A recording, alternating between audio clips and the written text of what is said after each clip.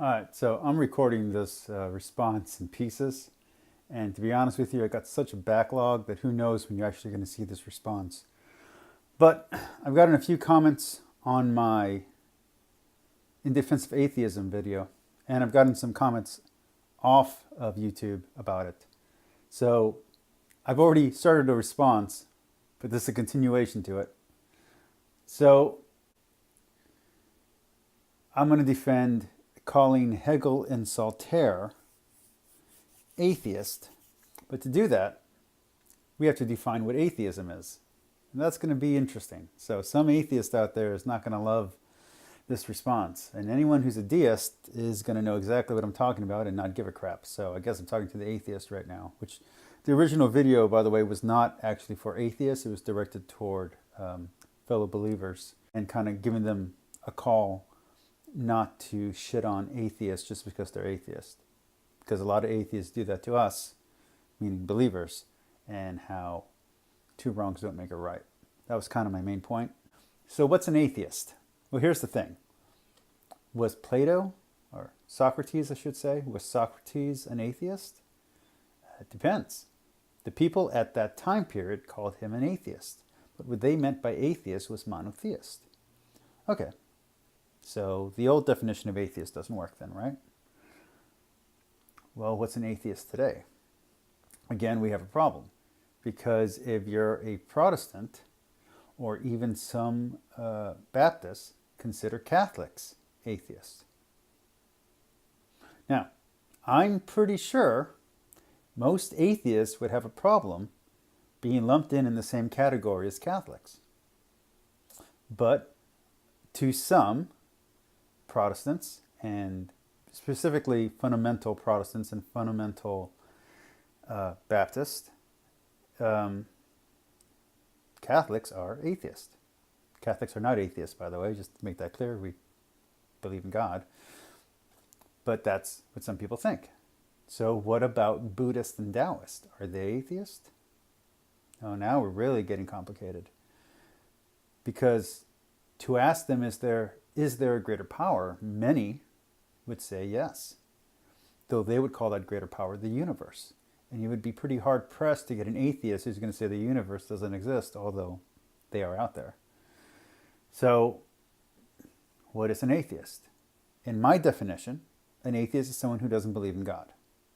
That's it. If you don't believe there is a God or gods of any kind, any type of higher power beyond what is knowable and in a physical, material sense, then you're an atheist. That's what an atheist is to me.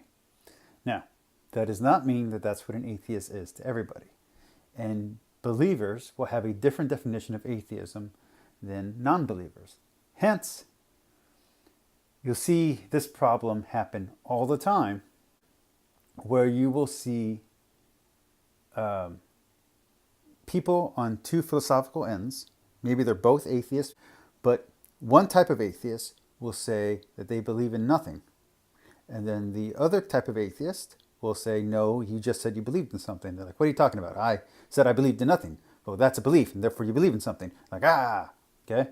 And then you get a Christian or a Hebrew person or anything, and they come in and they're like, well, they have that same argument, okay? So that's a problem. So does having a belief you can't prove mean that you are still an atheist? I don't know. That's a philosophical conversation that is still going on today. So if you believe in something through faith, whether that faith is in science or anything else, are you still an atheist? That is a complicated question, one that I don't intend to answer right now in this video. But when I'm talking about an atheist, what I'm specifically talking about is someone who doesn't believe in God. Now, while there are other definitions of atheism out there, that's the definition that I'm talking about. So, what about Hegel and Sartre? Well, then we get to the other problem with atheism. So what if the definition of atheism is not believing in God, but what if the definition of atheism is not believing in the unprovable? Or what if the definition of atheism is believing in something that is not Christian. Well, then that makes almost anyone who's not a Christian an atheist, which is not true. So how are atheists atheists then? Because if you're in a Western society and you're an atheist, you haven't escaped Christian thought. Oops. Yeah, it's true. Dear atheist who's watching this right now, if you're in the West, you are surrounded and thinking Christian thoughts. Do you believe that we should treat others as we treat ourselves? That's a Christian thought. Before Jesus said it, it actually wasn't a concept. For real. Should there be a type of fairness in the world where there is a type of justice? That's a religious thought. That's where that origin comes from. That is a religious ethic. Is there a balance to the world where good things are rewarded and bad things are punished? Religious thought. Karma, which is not a Christian thought, by the way, but it is a religious thought. So again, is Buddhism and Taoism a religion, or are they atheist? Well, I'm a Catholic who has Taoist thoughts. If Taoism's a religion, how can I be Catholic and Taoist? But if Taoist is just a philosophy, then I can easily be both, right?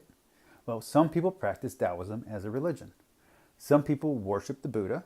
Some people follow the Buddha. So what about Christianity? Can someone follow Christ without worshiping? Ooh. So, are atheists, as we understand them today, truly atheist? Well, the truth is, as long as you're in this society, meaning any of the Western societies, you cannot escape Christian thought.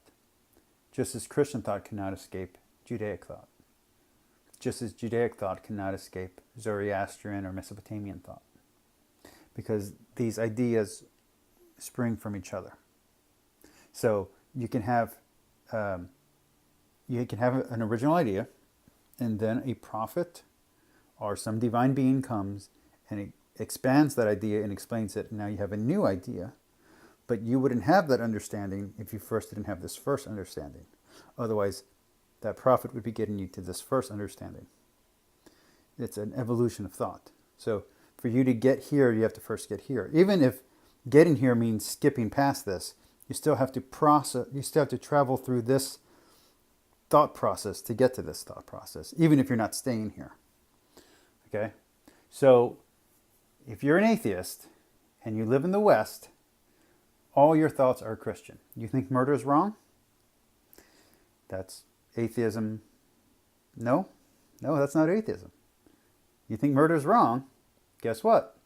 That comes from Christianity and Judaism.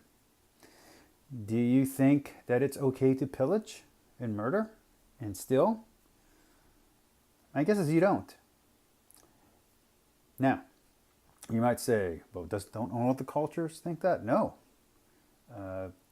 Certain pagan cultures did not believe that. So, not all religions have the same beliefs, especially when you get to ancient religions before these ideas were codified.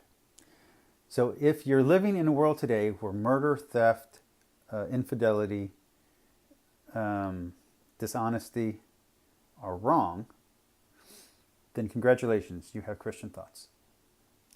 So I know that's disappointing to some atheists to hear, but that's just the truth. You can try to divorce yourself from the religious aspects of those thoughts, but those thoughts have the origin in the Christian ethic.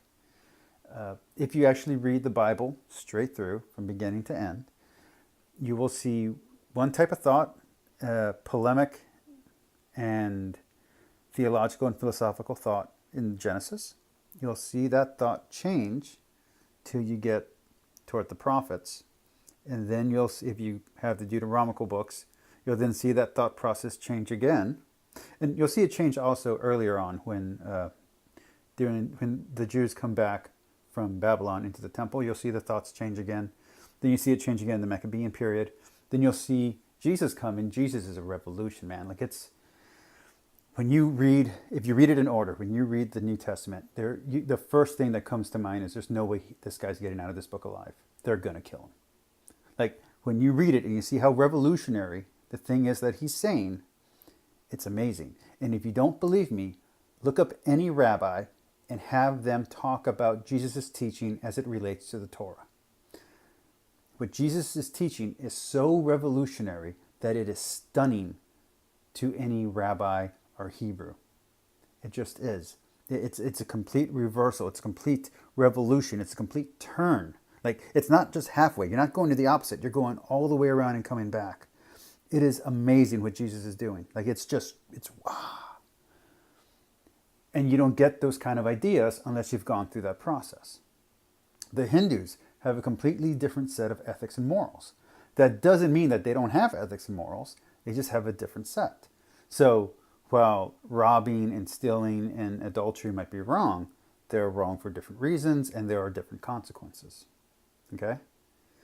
And not all these theologies have the same idea. They have, on the surface level, they have very shallow similarities, but in the deep, deep, deep thoughts, in the deep back subconscious of your brain areas, they have very deeply, fundamentally different concepts of reality.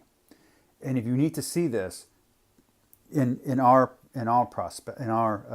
view, just look at the difference between Protestants, Catholics, and Jews when it comes to Satan, when it comes to hell, when it comes to heaven. Those ideas are completely different from each other. Okay? One is Sheol, which means underground. One is oblivion, which means non-existence. One is a fiery place that's literal. 3 different concepts, all coming out of the same set of books. But the theology is completely different. One, Satan is an angel who is working for God, and it's just a title. It's just a job title. And another one, and the job is being a witness. Another one, the Catholicism, it's he's a tempter and a witness, and he's a fallen angel, but that's it. There's no broader concept. He has no power. He's weak. He's got nothing. He can't do anything to you. Protestants, he's very powerful. He's ruling the world. He's unstoppable. He's a monster. And the only one that can stop him is Jesus. And it's a war going on between good and evil. 3 different concepts of Satan. 3 different concepts of hell. Okay? In one, your reward is a good life. In another, your reward is eternal life. In another, your reward is heaven. Which one's which? What is heaven? In 3 different religions based on the same book, they all have different interpretations. Now, take that to a separate religion. That religion, like Hinduism, is going to have a different understanding than Christianity. And in Christianity, there are different understandings. Okay? That went to Judaism, different understanding. Okay, so the further away you go away from the Abrahamic religions, the further that idea is going to be. Nirvana is a completely different idea than heaven. They're just completely different ideas. Okay, so Buddhism is not going to be the same idea. So what is atheism? What is it? I gave you my definition.